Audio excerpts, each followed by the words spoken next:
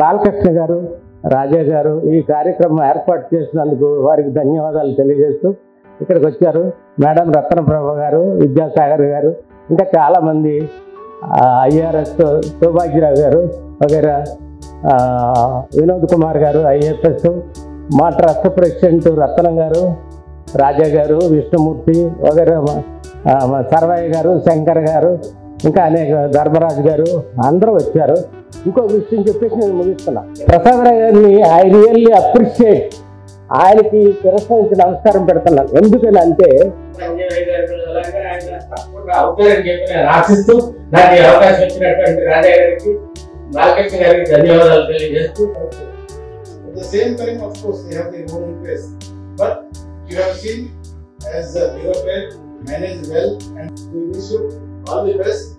And we would like to see you not only the deputy growth leader, to be the leader of the department నుంచి ఆయన కూడా VRS తీసుకొని కొంచెం ఆయన కూడా సర్వీస్ చేస్తున్నారు. టీవీ పెట్టి మన స్నేహ ఈ యొక్క ప్రోగ్రాం ఆర్గనైజ్ చేసిన కేకే రాజా గారికి, బాలకృష్ణ గారికి ధన్యవాదాలు తెలుపుతూ, పెద్దలు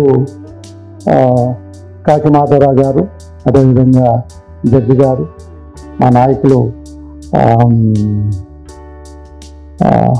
ఇన్కమ్ ట్యాక్స్ డిపార్ట్మెంట్లో నాయకులు మైదర్ గారు, ఎందుకంటే ఆయనే ఇన్కమ్ ట్యాక్స్ డిపార్ట్మెంట్లో మా అందరికీ నాయకుడు, ఆయన ఇక్కడే ఉన్నారు, మైదర్ గారికి. అదేవిధంగా సో ఎన్నో దేశాల్లో తిరిగేసేసి ఎన్నో పార్లమెంట్ని అబ్జర్వ్ చేసిన మా సార్కి, సో అదేవిధంగా రిటైర్డ్ ఐఏఎస్ ఆఫీసర్ గారికి, విద్యాసాగర్ గారికి, ప్రతి ఒక్కరికి కూడా పేరు పేరున ధన్యవాదాలు తెలుపుతూ, ఈ రోజున ఆయన గెలిచిన వెంటనే మాకు ఒక పదవి పోయింది. కొలీగ్ అని అనుకునే వాళ్ళం, ఇప్పుడు కొలీగ్ అనే అదృష్టం లేదు మాకు, ఎంపీ అనాలి ఇప్పుడు. సో కొలీగ్ అనే పదవి పోయింది మాకు, కొత్త పదవి ఎంపీ అనే పదవి వచ్చినందుకు చాలా సంతోషంగా ఉంది. వారికి ధన్యవాదాలు. అదేవిధంగా ఆయన మర్చిపోయే గుణం కాదు అయింది. చాలామంది ఏంటంటే మర్చిపోతూ ఉంటారు. ఉద్యోగం వచ్చిన వెంటనే వాళ్ళ తల్లిదండ్రులు కావచ్చు, లేకపోతే ఫ్రెండ్స్ కావచ్చు, బంధువులు కావచ్చు, మర్చిపోతూ ఉంటారు. ఆ గుణం ఆయనకు లేదు. ఆయన ఉద్యోగం వచ్చిన దగ్గర నుంచి సిస్టర్స్ కానీ, బ్రదర్స్ కానీ, పెద్ద చిన్న అందరూ కూడా ఆయనతోనే ఉండి వారికి ఏ అవసరం వచ్చినా సరే తనే చూసేవాడు. సో అంత ఎఫెక్షన్గా వాళ్ళ ఫ్యామిలీ మొత్తాన్ని, ఫెస్టివల్ వచ్చిందంటే వారికి ఏం కావాలో అన్నీ కూడా సమకూర్చే వ్యక్తి ప్రసాదరావు. అంటే ఆయన గతాన్ని మర్చిపోకుండా పనిచేస్తూ వచ్చిన వ్యక్తి ప్రసాదరావు గారు. అదేవిధంగా డిపార్ట్మెంట్లో కూడా సక్సెస్ఫుల్ ఆఫీసర్, ఎక్కడ కూడా ఫెయిల్యూర్ అనేది లేకుండా సక్సెస్ఫుల్గా చేసుకొచ్చారు. దీంతో పాటుగా ఈయనకి తోడు ఇంకొక హీరో ఉన్నాడు. అసలు ఆ హీరో వచ్చాడో లేదో నాకు తెలియదు, కానీ రాధే వచ్చాడా? రాధే రాలేదు. ఎందుకంటే ఫ్యామిలీ నుంచి బిజినెస్లోకి అడుగుపెట్టిన రాధే సన్ సక్సెస్ఫుల్ బిజినెస్ మ్యాన్. బిజినెస్ చేయడానికి ముందు ఫ్రీగా వేరే ఆర్గనైజేషన్లో కూడా పనిచేసాడు. తను ఫ్రీగా పనిచేసి నేర్చుకున్న తర్వాత బిజినెస్లోకి వచ్చి సక్సెస్ఫుల్గా బిజినెస్ కన్స్ట్రక్షన్ కంపెనీని సక్సెస్ఫుల్గా తీసుకొస్తున్నారు. ఆ సక్సెసే కాకుండా ఈయన గెలుపుకు కూడా రాధయ్య సో 100కు 100% కూడా మార్కులు కూడా రాధయ్యకి కూడా ఇవ్వాలి. రాబోయే కాలంలో బిజినెస్ ఏ విధంగా అయితే మొదలుపెట్టారో రాజకీయ వ్యవస్థను కూడా ఆ కుటుంబం నుంచి మొదలు పెడతారనేసి నమ్మకం నాకు ఉంది. సో దీంతో పాటుగా ఏదైతే వాళ్ళ ఫ్యామిలీని మర్చిపోలేదో అదేవిధంగా జాతిని కూడా మర్చిపోయే గుణం ఆయనకు లేదు. డిపార్ట్మెంట్లో కానీ, సొసైటీలో కానీ ఎవరికి ఏ హెల్ప్ కావాలన్నా సరే అడిగిన వెంటనే తప్పనిసరిగా తను అనుకున్న దాన్ని వచ్చిన వాళ్ళు ఎవరైతే ఇందాక చాలామంది చెప్పారు, మేమేదో తక్కువ అనుకుంటే ఆయన ఎక్కువ ఇచ్చారని. మనసు మంచిదైనప్పుడు ఎంతైనా కూడా ఇచ్చే అవకాశం ఉంటుంది. అంతటి గొప్ప మనసు ఆయనకి భగవంతుడు ఇచ్చారు. వారి పేరెంట్స్కి ఎందుకంటే ఇది సమయం, వారి పేరెంట్స్కి మనస్ఫూర్తిగా ధన్యవాదాలు చెప్పాలి. ఇలాంటి రత్నాన్ని మనకి సొసైటీకి ఇచ్చినందుకు ధన్యవాదాలు చెప్పాలి. ఇక రాజకీయంగా కంటిన్యూగా మాట్లాడుతూనే ఉన్నాం. ఎలక్షన్ టైంలో కూడా గెలిచిన తర్వాత మినిస్టర్ ఎలాగూ అనేది కూడా మాట్లాడుకోవటం కూడా జరిగింది. ఒక ఓసీ, ఒక బీసీ, ఒక ఎస్సీకి ఛాన్స్ వస్తే మీకు కూడా ఛాన్స్ వస్తుంది అనేసి కూడా మాట్లాడుకోవడం జరిగింది. సో మినిస్టర్ పదవి రాకపోయినప్పటికి కూడా, ఎందుకంటే ప్రసాదరావు గారిని అంత బాగా నమ్మిన వ్యక్తి చంద్రబాబు నాయుడు గారు, అంత ఇన్సూరెన్స్ ఇచ్చిన వ్యక్తి చంద్రబాబు నాయుడు గారు. సో అంత ఇన్సూరెన్స్ ఇచ్చాడు కాబట్టి తప్పనిసరిగా ఒక స్టేట్ మినిస్టర్ కనీసం వస్తుందనేసి ఆశించాము. అది రాబోయే కాలంలో వస్తుందనేసేసి, ఎందుకంటే ఆశాజీవి కాబట్టి మనిషి, తప్పనిసరిగా వస్తుందనేసేసి మేము అనుకుంటున్నాం. మీరు కనుక మినిస్టర్ అయిన తర్వాత ఇప్పుడు ఎంపీగా మర్చిపోరు, అంబేద్కర్ గారు చెప్పారు లోన్లు ఎస్సీలకు లోన్లు రావనేసేసి. ఇది యథార్థమే, దానిలో డౌట్ ఏం లేదు. ఫైనాన్షియల్గా ఈ జాతి ఏ విధంగా డెవలప్ అయితే బాగుంటుందో, దానికి బ్యాంక్స్ని ఏ విధంగా ఆ కమిటీస్, ఏదైతే కమిటీస్లో బ్యాంకింగ్ కమిటీస్లో ఉండగలిగితే సో తప్పనిసరిగా ఈ జాతికి చాలా మేలు జరుగుతుంది. సో ఆ విధంగా చేయాలని కోరుకుంటూ ఈ యొక్క అవకాశం ఇచ్చిన మీ అందరు కేకే రాజా గారికి, బాలకృష్ణ గారికి, ప్రతి ఒక్కరికి కూడా పేరు పేరున ధన్యవాదాలు చెప్తూ రాబోయే కాలంలో మినిస్టర్గా చూడాలనేసి కోరుకుంటున్నాను. జై భీమ్, జై Bhim. Thank you. Wonderful function.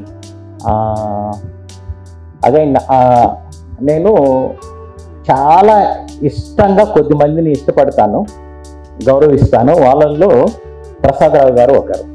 ఎందుకు ఇష్టపడతానంటే ఫస్ట్ కారణం ఏంటంటే బిజినెస్ని కూడా ప్రిన్సిపుల్డ్గా, ఫెయిర్గా, న్యాయంగా చేయొచ్చు, సంపాదించు, మ్యానిపులేట్ చేయకుండా అని ఒక ఎగ్జాంపుల్ ప్రసాదరావు గారు ఇచ్చాడు. ఆయన అందరిలాగా మ్యానిపులేట్ చేసి కరప్ట్ చేసేయరు.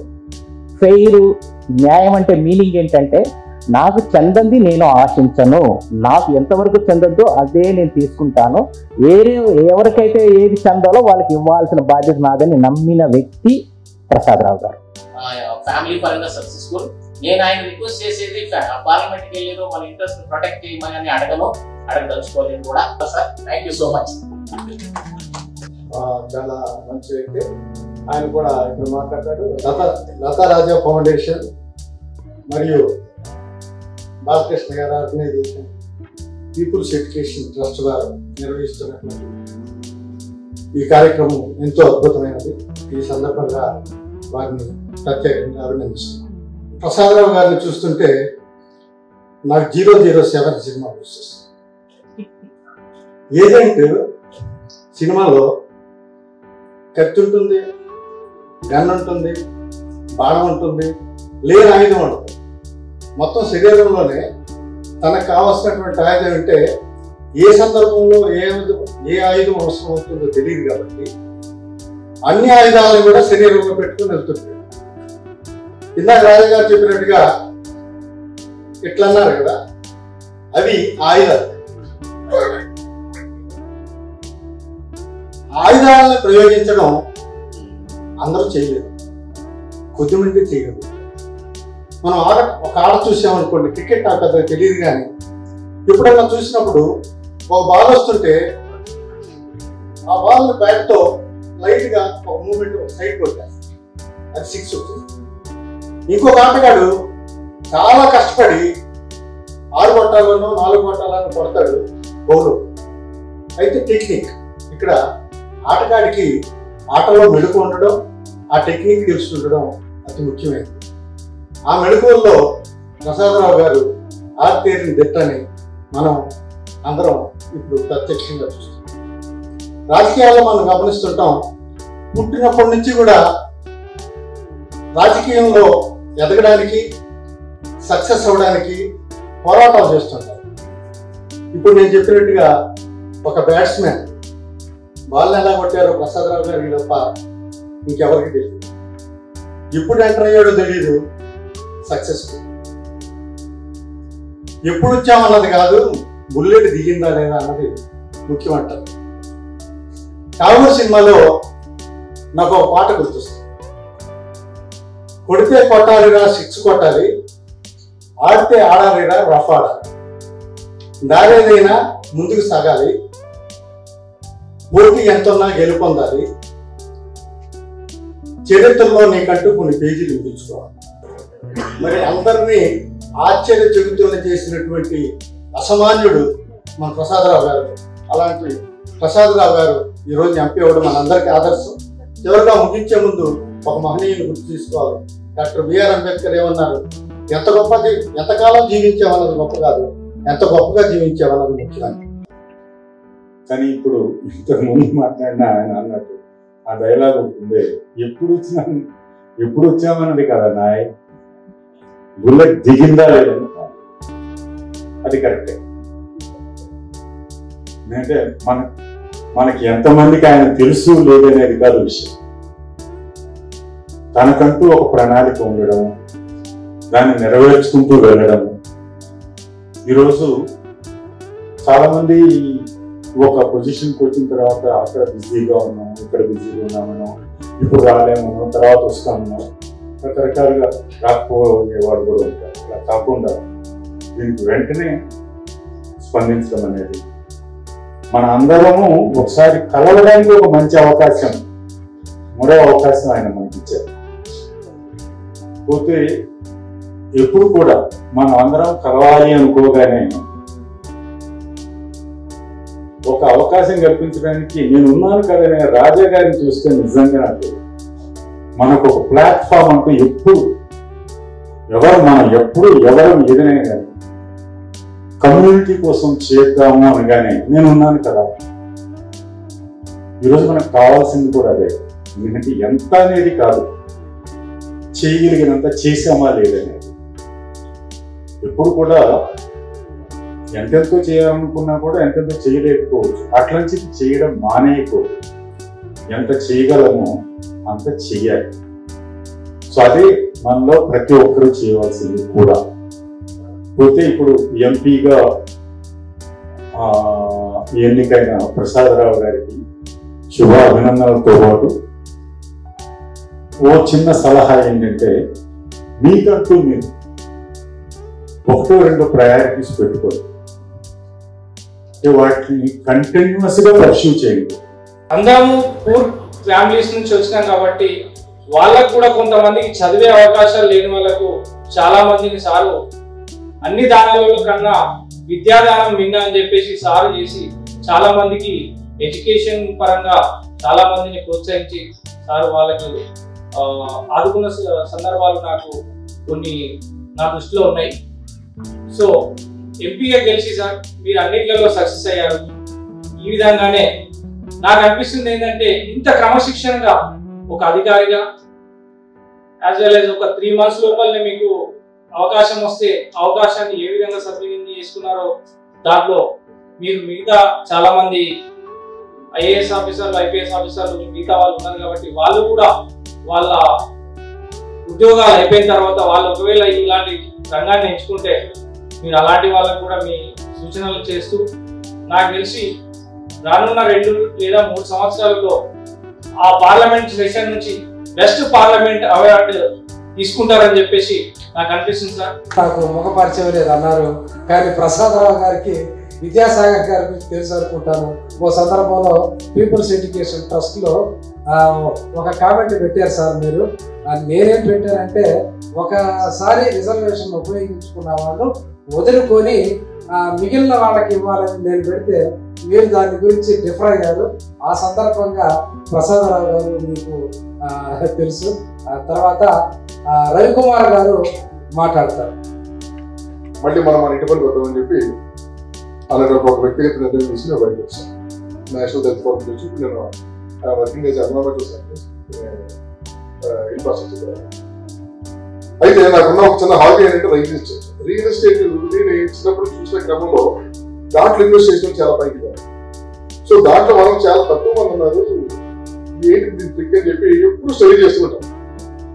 ఆ క్రమంలో శాన్షి అనేటువంటి సార్ ప్రాజెక్ట్ చూసినప్పుడు చాలా బాగా చేశారు. ఎవరు వీళ్ళు పేరు చూస్తేనే రాధే కన్స్ట్రక్షన్ కంపెనీ ఉంది, అయితే మారువేసి ఉండాలి, తెలుగులో అయితే గట్టిగా కాదు అని చెప్పుకుంటారు.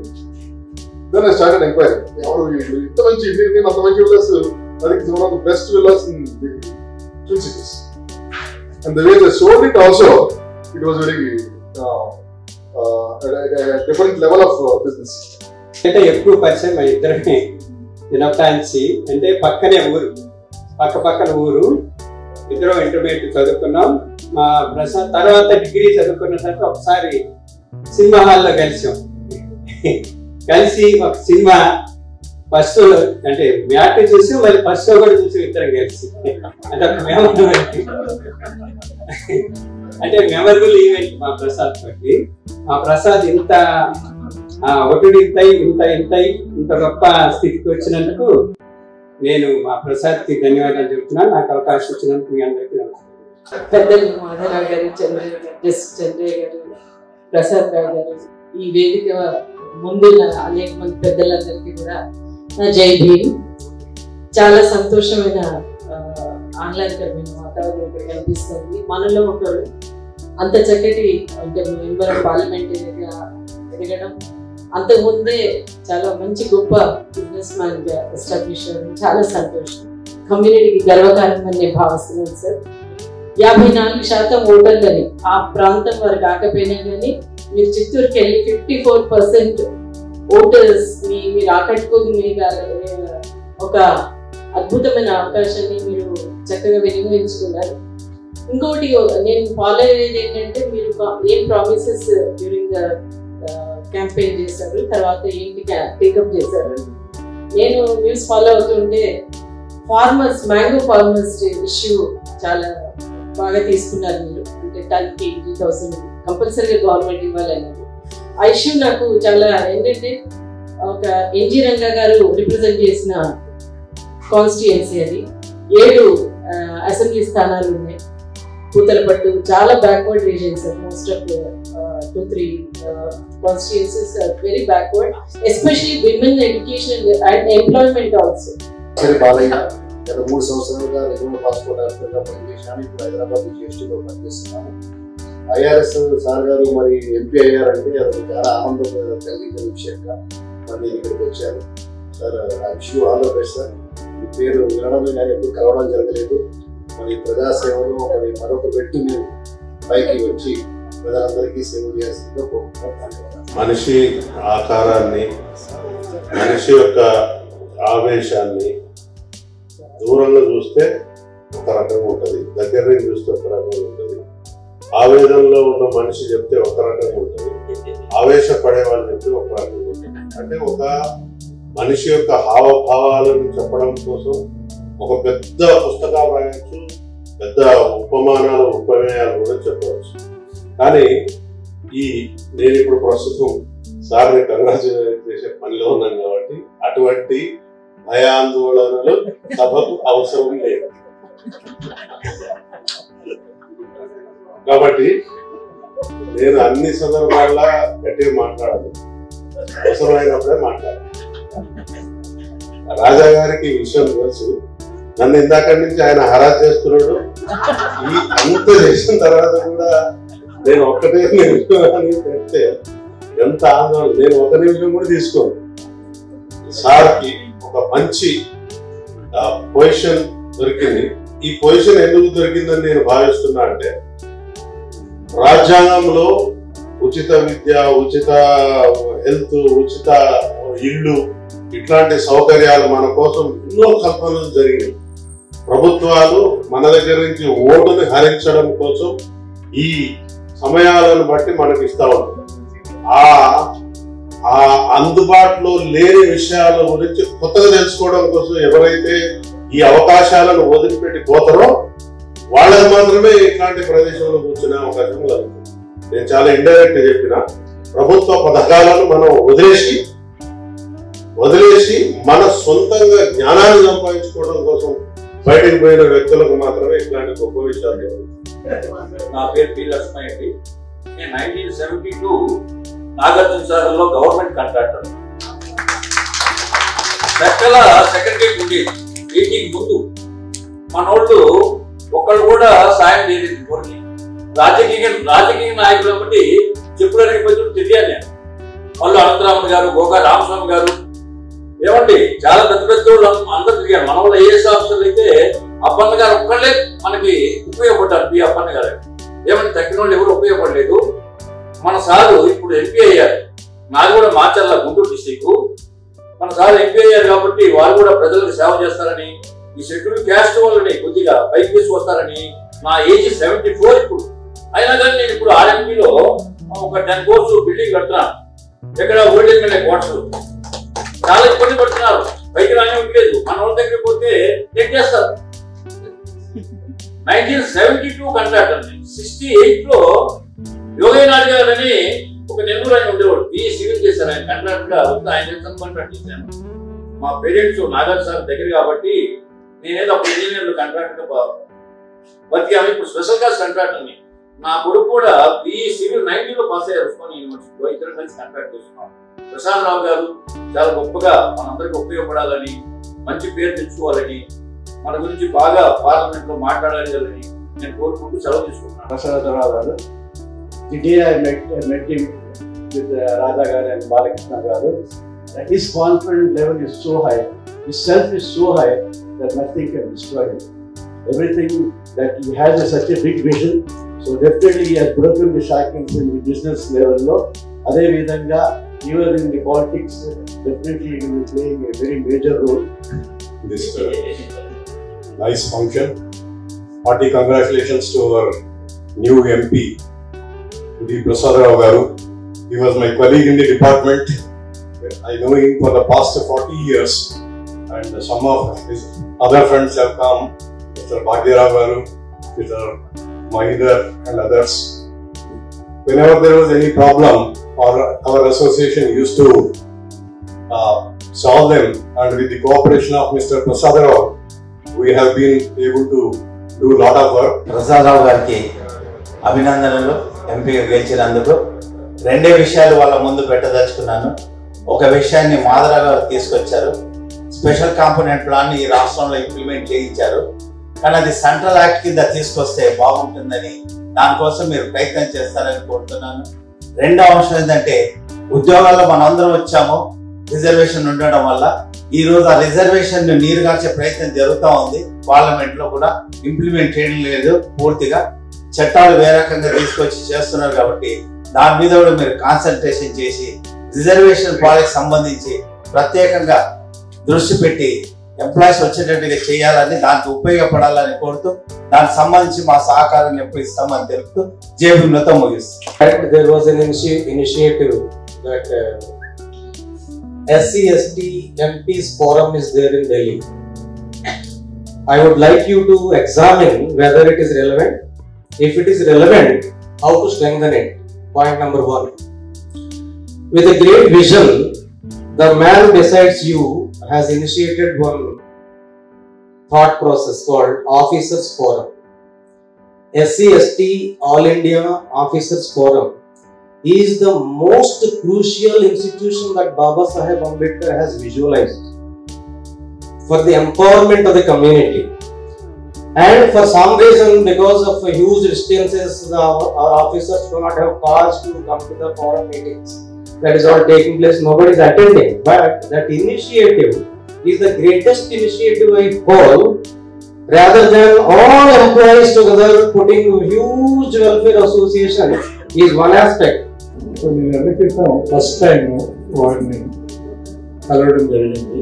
రవీంద్ర భారతిలో పక్కన కూర్చొని అది లతా రాజా ఫౌండేషన్ వాళ్ళు function, that's where he surprise everybody by giving more than what they expected for this trust. నేను పక్కన కూర్చున్నప్పుడు ఆయన గురించి తెలుసుకోవాలనే ప్రశ్నలు అడుగుతున్నాను, క్లుప్తంగా ఆన్సర్ చెప్తున్నాడు. అది ఆయనకి నాకు పరిచయం. ఇప్పుడు మళ్ళా దీని గురించి చెప్పాలి మీరు నాకు, దీనిలో మీరు ఎలా పైకి వచ్చారు అనేది. సారీతో నేను ఎప్పుడైనా మా ఫ్రెండ్ అన్నాడు, గొప్ప పద్యం రిపీట్ చేస్తున్నాను. కానీ మీరు ఎంటర్ కాబోయే ఫీల్డ్ లో సాలిటరీ రేఫర్ చాలా అనిపించారు. ఒక ఎంపీ గారు ఇన్ఫార్మల్ కాంటాక్ట్స్ లో రెడ్డి గారు ఇంటి దగ్గరలో ఉన్న రెడ్డి గారి దగ్గరికి వచ్చినప్పుడు ఏదో మాట్లాడుతున్నారు. ఆయన most difficult job on earth is to be a politician. ఏమిటి మీ ఇబ్బంది అన్నా సండే మార్నింగ్ 6 గంటలకు కలుపు కొట్టారు ఒక ఆయన. లేచాను, ఒక రైతు లాంటి వచ్చి, అయ్యా నా పందులు పోయినాయి 5 పందులు పోతే నేనేం చేస్తా అంటే మీరు మా ఎంపీ గారు కదా మీరు చేయకపోతే నాకు పందులు ఎలా దొరుకుతాయి అన్నాడు. సో ఈ 24 hours అని చెప్పి compared to the luxury of an officer, we can go to the office, need not go to the office, and still draw his salary and pension already. అందరూ సీనియర్ ఆఫీసర్స్, హైయర్ డిగ్నిటరీస్ మరి ఇక్కడ పేరు చెప్తే అందరికీ చెప్పాలి. నా time అంతా అదే అయిపోతుంది రాజా గారికి. So anyway thank you all.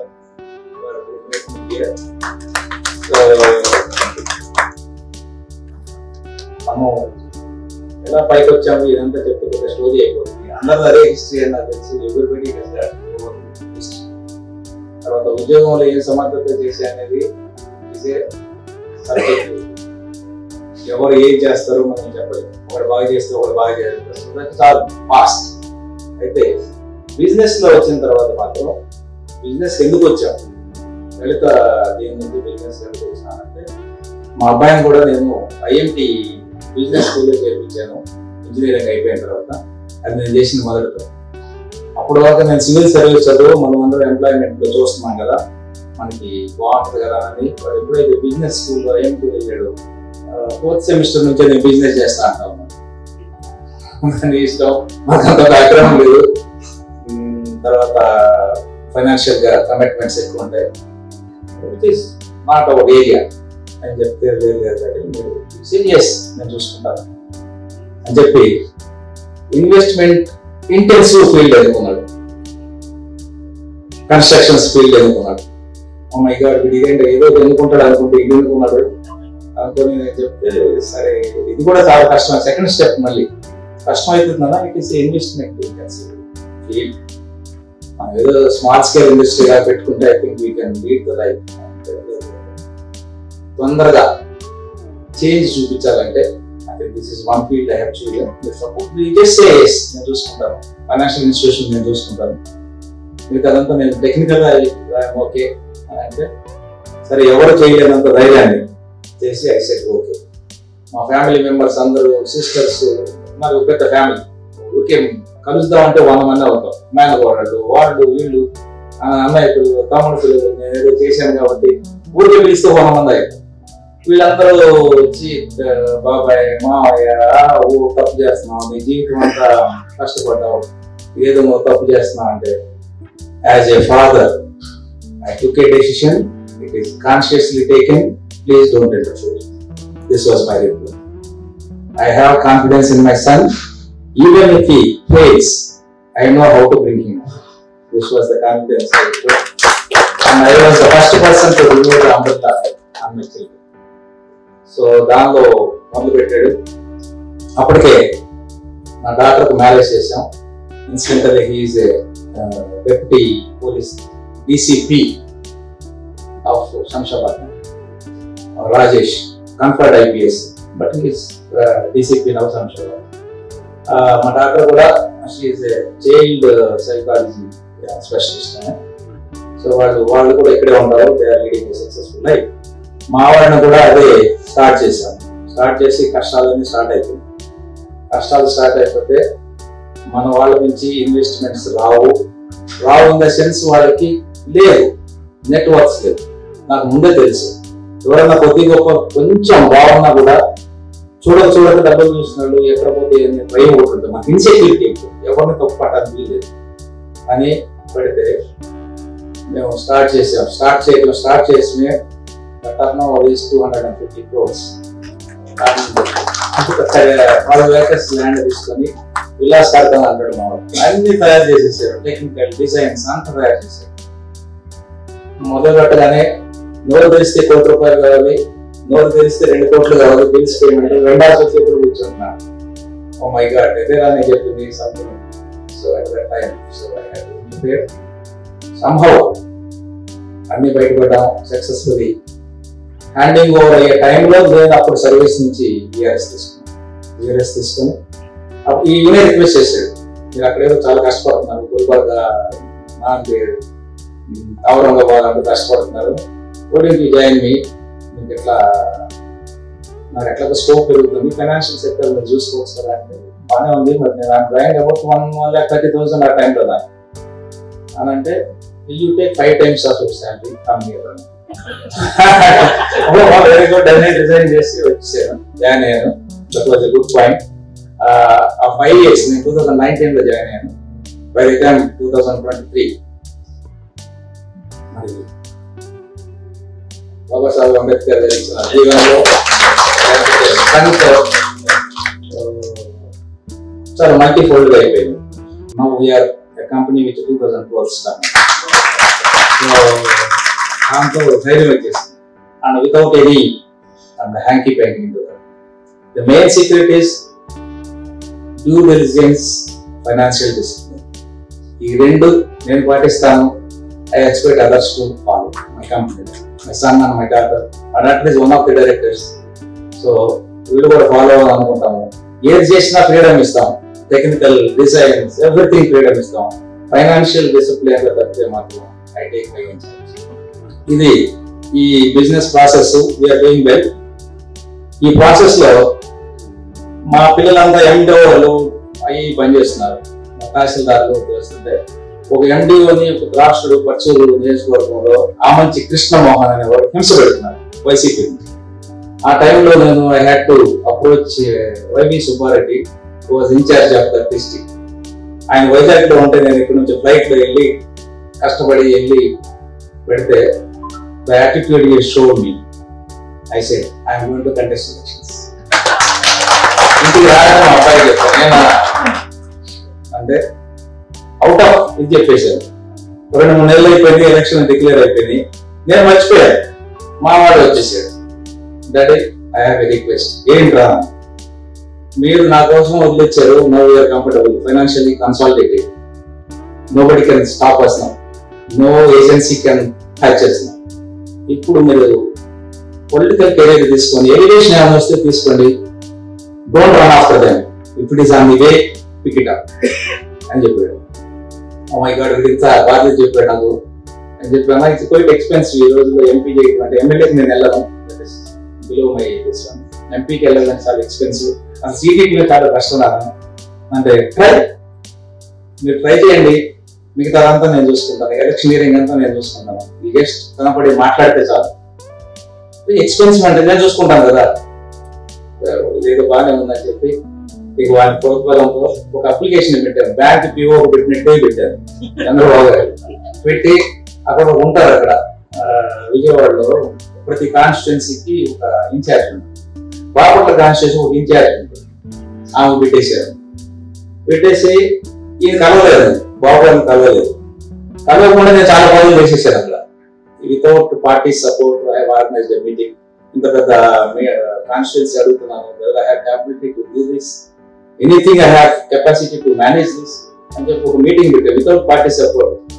ఆ మీటింగ్ లో దగ్గర 9,000 మంది వచ్చారు. My God, I think we can do this అయిపోయిందని చెప్పి ఒక అడ్వర్టైజ్మెంట్ ఇచ్చేసి కూర్చున్నాం. మేము అప్లికేషన్ పిలుపు రావట్లేదు. సో ఫైనల్లీ ఒక రోజు పిలిచేసారు. ఆయన వచ్చి కలవమని అంటే వెళ్ళి కలిసాం హైదరాబాద్. కలవడం అదే విజయవాడ కలవడమే. నాకు వేరే ఐడియా ఉంది ప్రసాద్ గారు, మీరు బాపట్ల ఇవ్వలేదా అన్నారు. ఓకే సార్ అని చెప్పి నా సార్ నేను చేస్తుండే అన్నా.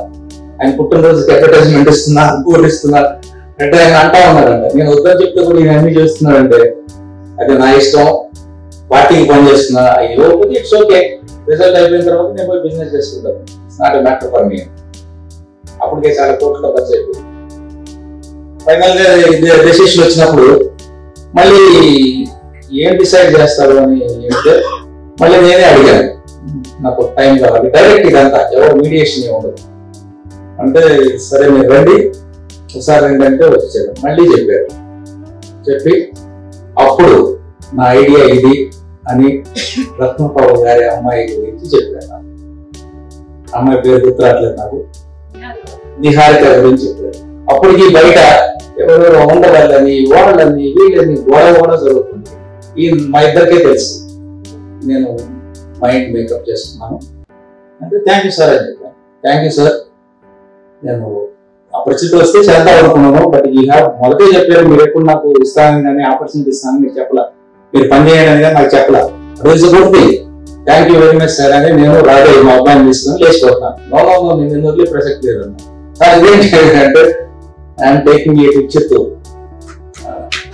ఓ మై గాడ్ అంటే నేను సార్ అది ఎప్పుడు చూడలేదు నేను, అది నాకు అసలు తెలియదు, కల్చర్ తెలియదు, ప్రాంతం తెలియదు, అసలు ఒకసారి కూడా విజిట్ చేయలేదు.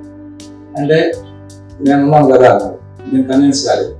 కన్విన్స్ కాకుండా సరే నేను పని చేస్తాను, ఇక్కడ అవుతాను, I think it is better for me అంటే నో నేను ఆయన చాలా చెప్పాడు. ఆయన ఐ డోంట్ నో ఏమనుకున్నాడు ఏమో కానీ చాలా చెప్పేసాడు ఆయన. ఆయన 14 to 19 ఏం తప్పు చేశాము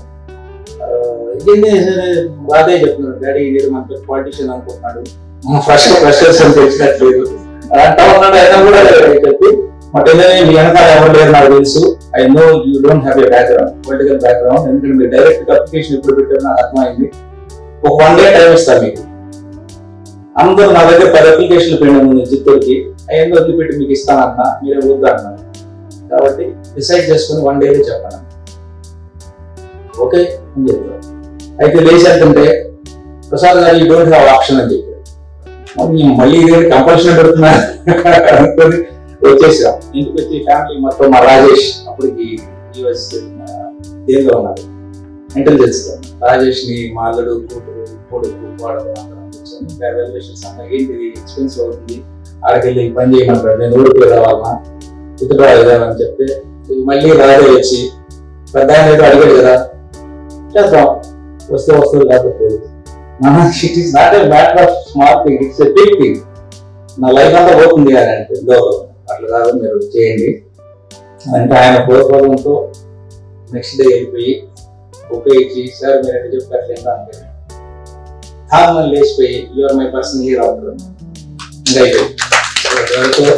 వెళ్ళిపోయాం.